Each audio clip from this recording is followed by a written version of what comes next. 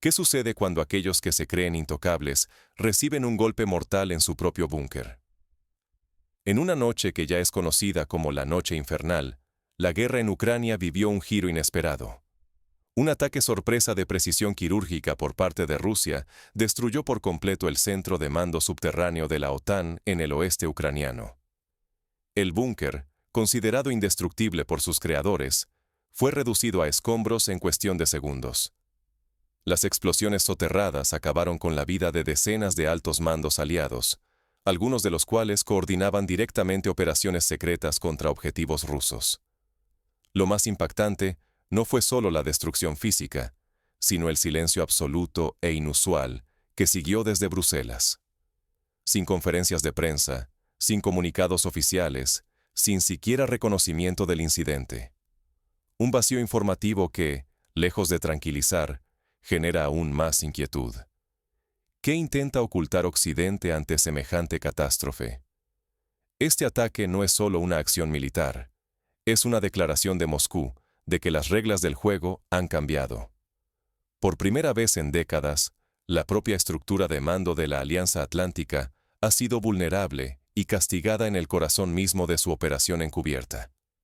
Si subestimamos lo ocurrido, corremos el riesgo de ignorar el inicio de una escalada sin precedentes que podría poner en jaque la paz en Europa y la legitimidad misma de la OTAN. Lo que parecía impensable se ha convertido en realidad. Las represalias abiertas ya no son una amenaza, sino un hecho consumado. Para entender cómo y por qué se llegó a semejante punto de ruptura, es necesario retroceder algunos meses y analizar las provocaciones y decisiones que han llevado a esta noche fatídica. Acompáñanos mientras volvemos en el tiempo para descubrir qué sucesos encendieron la mecha de esta respuesta devastadora. Nada ocurre de la noche a la mañana. Cada chispa tiene su pólvora. Para entender el golpe ruso al corazón de la OTAN, hay que mirar atrás, al lento pero peligroso crescendo de provocaciones y sabotajes que prepararon el terreno para la tragedia. Durante varios meses, Rusia fue el blanco de una campaña continua de atentados y sabotajes. Altos mandos militares rusos fueron asesinados en circunstancias misteriosas, mientras infraestructuras clave sufrían daños en lugares tan lejanos como el Mar Báltico o Asia Central. Ningún objetivo parecía estar completamente a salvo. Las pistas eran claras, aunque negadas en público. Servicios especiales ucranianos ejecutaban estas operaciones, pero la coordinación fluía desde instalaciones y centros de mando vinculados directamente a la OTAN. Los patrones de comunicación, los movimientos de especialistas extranjeros y la sofisticación de los ataques sugerían una mano aliada occidental detrás de cada acción. Pese a la gravedad, la respuesta de Moscú fue contenida. El Kremlin optó por recopilar meticulosamente inteligencia antes de actuar, mientras sus portavoces lanzaban advertencias reiteradas al Occidente. Sin embargo, en las capitales europeas y estadounidenses, estas señales se descartaban como mera retórica rusa, ignorando deliberadamente el riesgo. La situación empeoró cuando los ataques cruzaron fronteras, sabotajes a petroleros con bandera rusa, cortes misteriosos de cables submarinos, fallos en la red ferroviaria y explosiones en depósitos logísticos. El mensaje era claro, pero las potencias occidentales subestimaron la paciencia rusa y el peligro de una represalia. Ignorar estas señales tenía un precio alto. La posibilidad de una respuesta devastadora crecía día tras día. Mientras tanto, la presión se acumulaba y cada nueva provocación hacía más inevitable la tormenta. Finalmente, la inteligencia rusa logró descifrar el origen de la cadena de operaciones aliadas, un búnker subterráneo clave en territorio ucraniano. Así, el escenario estaba listo para una respuesta sin precedentes. Lo que durante años se erigió como una fortaleza inexpugnable, cayó en cuestión de minutos por una decisión calculada. Detrás de la fachada de ayuda humanitaria en las afueras de Leópolis, lo que funcionaba en realidad era el centro de mando más importante de la OTAN en Ucrania, coordinando operaciones clandestinas y ataques dirigidos contra intereses rusos. Un lugar construido en secreto para ser invisible e invulnerable, se convirtió en el escenario de una de las mayores derrotas tácticas de la Alianza en el siglo XXI. El búnker era una obra maestra de la ingeniería occidental. 3 niveles bajo tierra, paredes de hormigón armado de varios metros de grosor, sistemas independientes de energía y filtrado de aire, e incluso protección contra pulsos electromagnéticos. Había sido diseñado por expertos polacos y estadounidenses, convencidos de que ninguna bomba podría atravesar semejante estructura. Dentro, militares de alto rango y especialistas de inteligencia se sentían a salvo, seguros de que su refugio los hacía intocables. Pero la seguridad era solo una ilusión.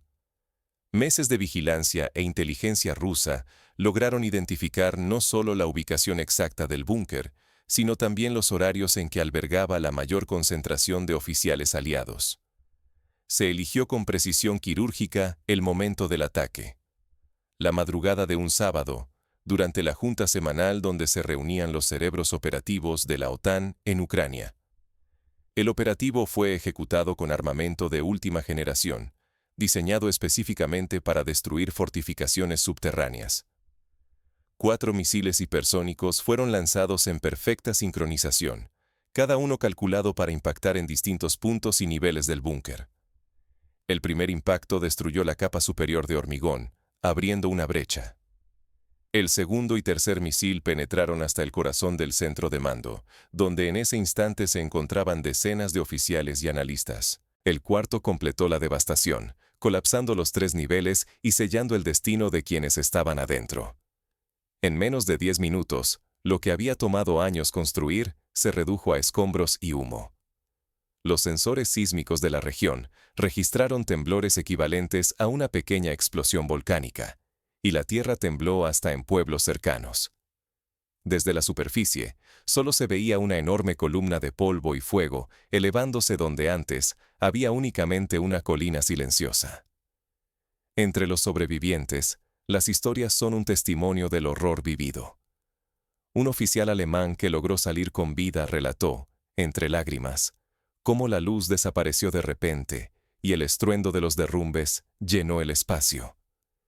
Intentamos gritar órdenes, contó, pero el ruido era ensordecedor y los pasillos se llenaban de humo en segundos. Corrimos a ciegas, buscando una salida bajo toneladas de concreto roto.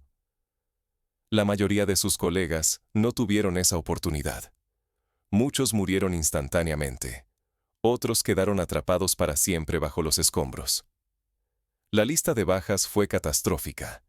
Expertos en operaciones especiales, estrategas de comunicación, altos mandos de inteligencia de Estados Unidos, Polonia, Francia y Alemania.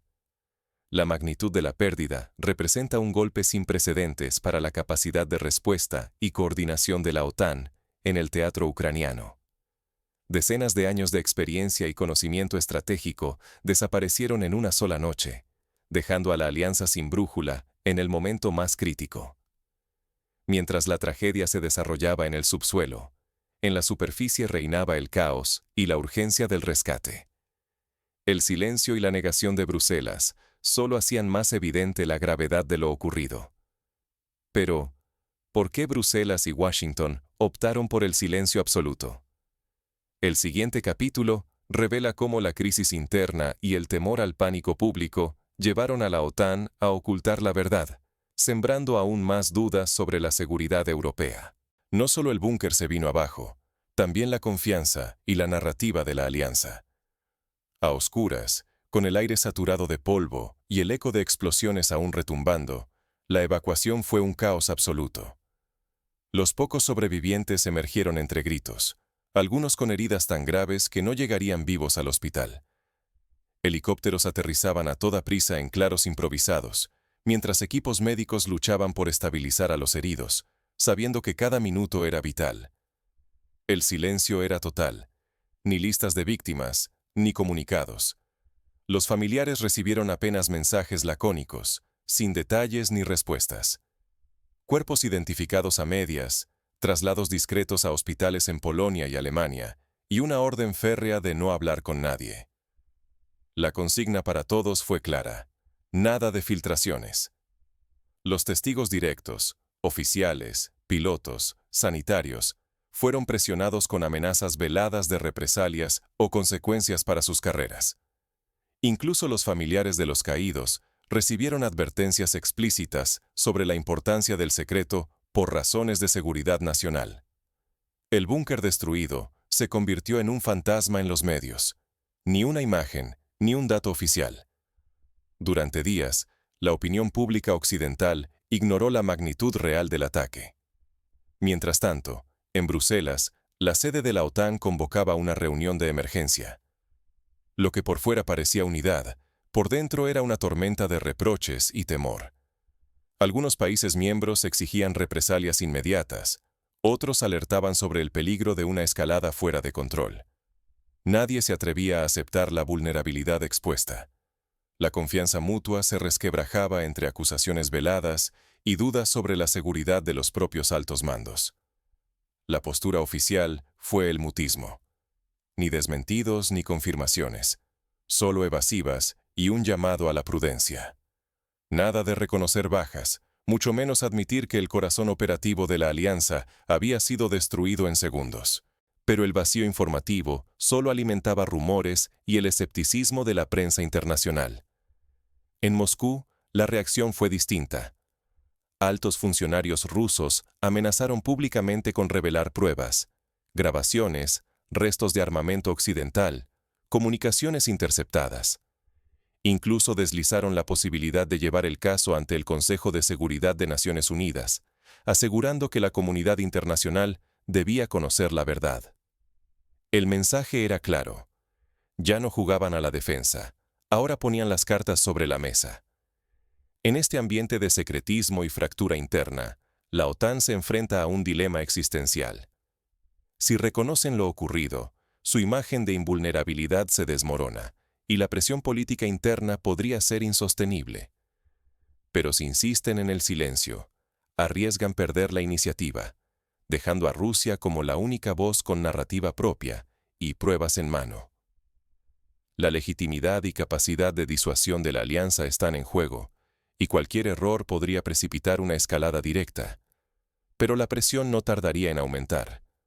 Con el silencio occidental, ahora es Moscú quien dicta el ritmo y exige respuestas públicas. Las reglas del juego han cambiado radicalmente, y quienes no lo comprendan pagarán el precio más alto. La destrucción del búnker subterráneo de la OTAN en Ucrania marca un antes y un después. Rusia ha dejado claro que sus advertencias ya no son simples palabras, sino amenazas tangibles, planificadas y ejecutadas con precisión quirúrgica. El mensaje de Moscú es inequívoco. Ninguna línea roja es intocable, y las represalias ya no están sujetas a la diplomacia. Por primera vez, la comunidad internacional atestigua que el Kremlin ha identificado todos los centros de mando y coordinación aliados en la región, demostrando que posee la información y la capacidad tecnológica para volver a atacar donde y cuando lo decida. Esto ha generado un clima de vulnerabilidad y desconfianza entre los aliados, que ahora entienden que su seguridad ya no está garantizada por viejos acuerdos, ni por la supuesta invulnerabilidad de sus infraestructuras. La narrativa de la crisis ha pasado a estar en manos rusas. El silencio sepulcral de Bruselas y la reacción titubeante de los líderes occidentales reflejan una pérdida de control sobre la opinión pública y sobre el relato de los hechos. Es Moscú quien impone la agenda mediática, forzando a la OTAN a responder en un terreno desfavorable, mientras Occidente lucha por mantener la cohesión interna y la confianza de sus ciudadanos. La posibilidad real de una escalada militar está sobre la mesa. Las opciones se reducen. Aceptar negociar desde una posición debilitada o arriesgarse a una confrontación aún mayor, con consecuencias impredecibles para toda Europa. Cada decisión mal calculada puede traducirse en una cadena de eventos que sobrepasen cualquier previsión y que afecten la seguridad colectiva a largo plazo. El golpe ruso no solo destruyó un centro de mando, sino que también dinamitó la percepción de intocabilidad de la OTAN y la credibilidad de Occidente ante sus propios pueblos y ante el mundo. El futuro de la seguridad europea pende de un hilo.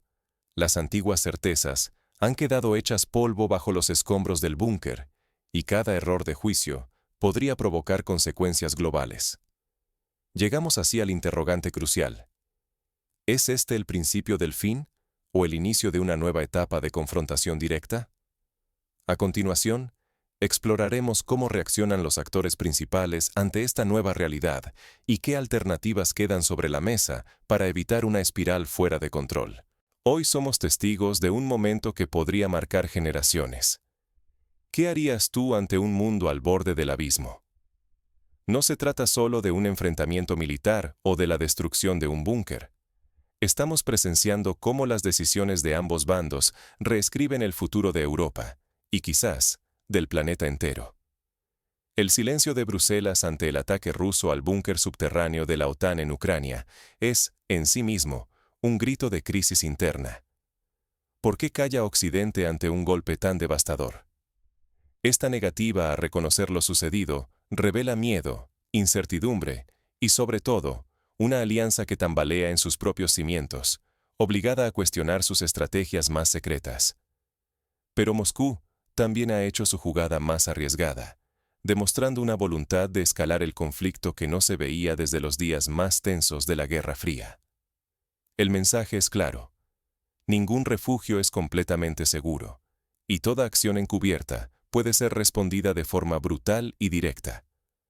Somos, como sociedad, ¿realmente conscientes del filo en el que se mueve la política internacional? La indiferencia, hoy, es una decisión. Mirar hacia otro lado, confiar ciegamente en la versión oficial, o rehusar analizar los hechos es, en sí mismo, tomar partido. Y toda decisión, incluso la de no decidir, tiene consecuencias.